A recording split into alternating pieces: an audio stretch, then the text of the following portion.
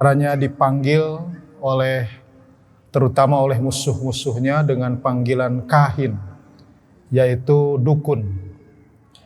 Kemudian juga Rasulullah dipanggil majnun, yaitu orang gila. Bahkan kemudian juga disebut dengan al-abtar. Al-abtar itu artinya adalah orang yang terputus. Kenapa disebut orang terputus?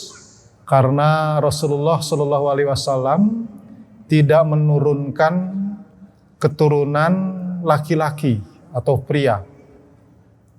Padahal pada saat itu di zaman jahiliyah, orang dipandang terhormat itu kalau mampu menurunkan keturunan pria atau laki-laki yang akan meneruskan jejak langkahnya. Bahkan Rasulullah juga disebut atau dipanggil dengan asatirul awwalin, yaitu sekedar tukang dongeng, begitu ya. Kenapa? Karena mungkin di dalam Al-Quran itu didapati banyak kisah-kisah kaum-kaum yang terdahulu, baik itu para nabi, para rasul, demikian juga orang-orang soleh yang sudah mendahuluinya, semacam Nabi Khidir, kemudian Luqmanul Hakim. Demikian juga orang-orang yang dikutuk dan dilaknat serta dibenci oleh Allah Subhanahu wa taala, seperti kaum Samud, kaum Ad, Fir'aun dan lain-lain.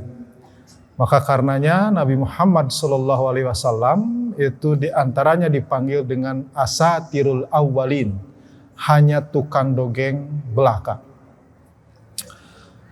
Yang menarik, hadirin rahimakumullah, justru sebelum beliau diangkat menjadi nabi, semua penduduk Mekah itu menyebutnya dengan atau memanggilnya dengan Al-Amin.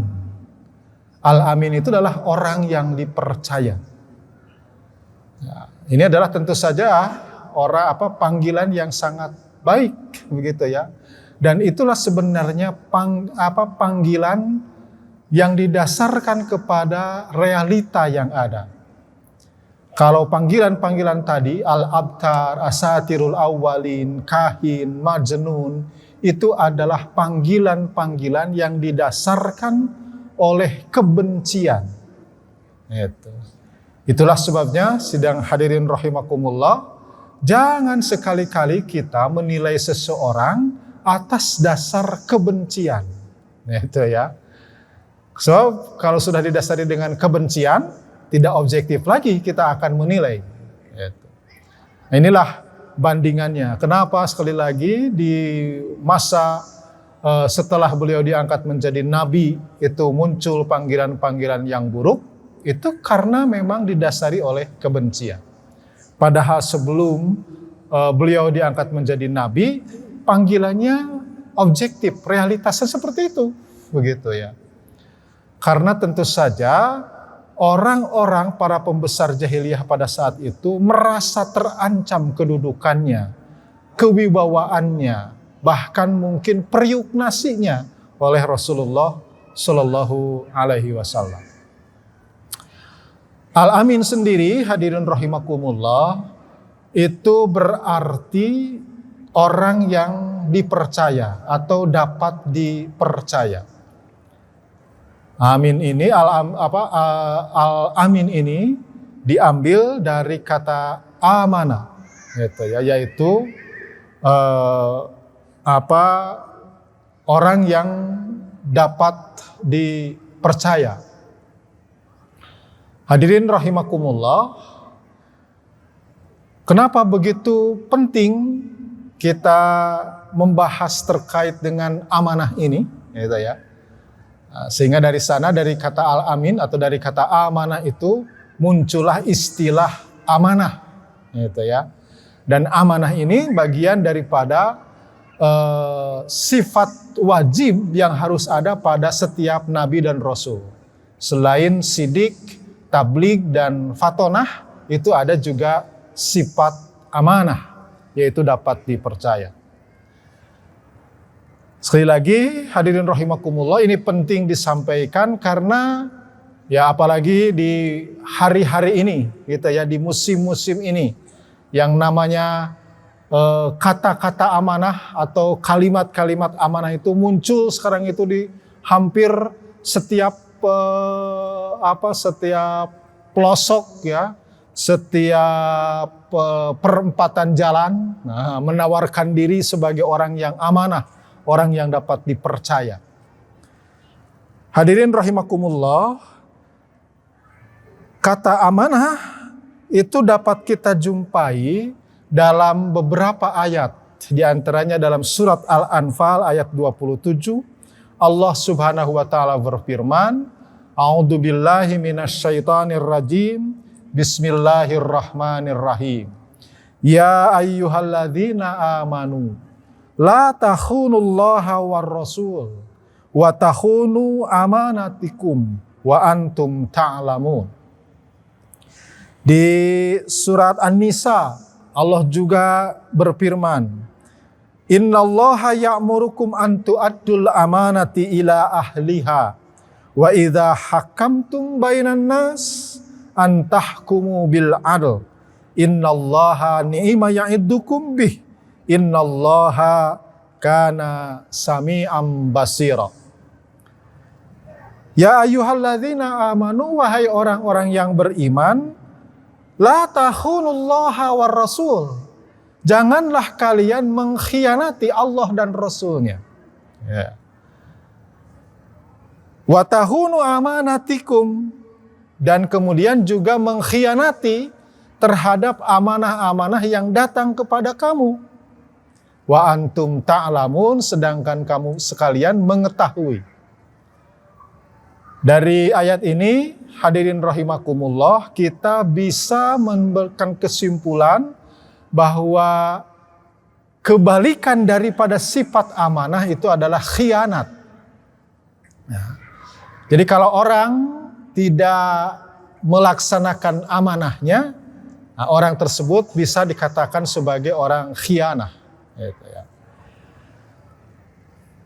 Selanjutnya di ayat yang lainnya, di surat An-Nisa tadi, Allah Subhanahu wa taala menyatakan, innallaha, sesungguhnya Allah lah, ya'murukum an tu'addul amanati ila ahliha, memerintahkan kepada kamu sekalian untuk menunaikan setiap amanat ila ahliha, kepada orang yang seharusnya diberikan. Dari ayat ini, hadirin rahimakumullah, ini yang saya kira poin terpentingnya, begitu ya, bahwa sesungguhnya amanat itu datang dan bersumber seluruhnya dari Allah Subhanahu wa taala. Sebab banyak anggapan atau anggapan kita selama ini yang disebut dengan amanat itu adalah dari orang lain, gitu ya. Sekedar hubungan kebaikan antar sesama manusia. Padahal sesungguhnya menurut ayat ini yang disebut dengan amanat itu adalah bersumber dan datang dari Allah Subhanahu wa taala. Karena datang dan bersumber dari Allah Subhanahu wa taala, maka setiap amanat yang datang kepada kita itu akan berakhir itu nanti di yaumil qiyamah. Tidak cukup dengan pertanggungjawaban di kehidupan dunia saja. Gitu. Nah, inilah poin penting yang harus kita maknai dari kata amanah ini, hadirin rahimakumullah. Banyak atau sering kita beranggapan bahwa amanat itu selesai di kehidupan dunia saja. Itu ya.